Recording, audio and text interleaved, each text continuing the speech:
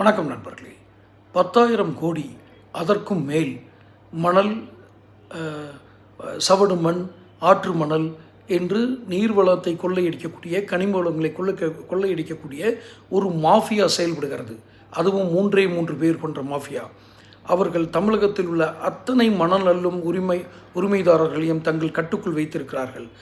அதாவது கணக்கில் வராத பணம், சட்ட விலைக்கு அப்பாற்பட்டு வரக்கூடிய பணங்களை தாங்களே வசூல் செய்து காவல்துறை, வருவாய்த்துறை, கனிம வளத்துறை, இன்னொன்று என்னென்ன துறைமார்கள் இருக்காங்களோ அவ்வளோ பேருக்கும் பணம் கொடுத்து சமாளித்து ஒரு மாஃபியா தமிழ்நாட்டில் பகிரங்கமாக செயல்பட்டு கொண்டு இருக்கிறது.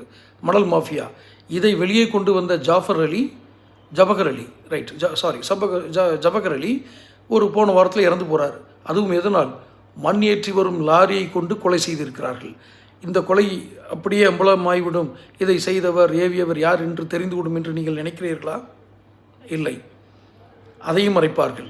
இப்படி ஒரு மாஃபியா இருந்து கொண்டு ஒரு மாநிலத்தையே ஆட்டி படைக்க முடியும், அசைத்து பார்க்க முடியும், அதிகாரம் செலுத்த முடியும் என்றால் இங்கே ஜனநாயகம் என்ன கேலி குத்தாகிறது என்பதை நீங்களே நினைத்து பாருங்கள். அந்த 3 பேர் யார்? இதை முதல்வரிடம் கேட்பீர்களா?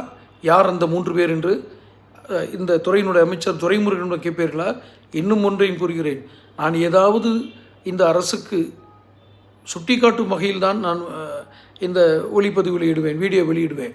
ஆனால் அதற்கும் மிக தரம் தாழ்ந்த வார்த்தைகளில் விமர்சனம், மிரட்டல் என்று என் வீடியோக்களுக்கு வருகிறது. இருப்பினும் தொடர்ந்து நான் சுட்டி காட்டுகிறேன்.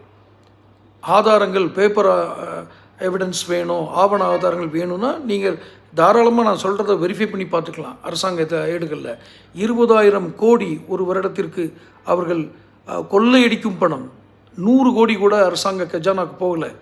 மீதி பணம் எங்கே செல்கிறது? குவாரிகளில் கொள்ளையடிக்கப்படும் மாஃபியாவுடைய பணங்கள் எங்கு செல்கிறது?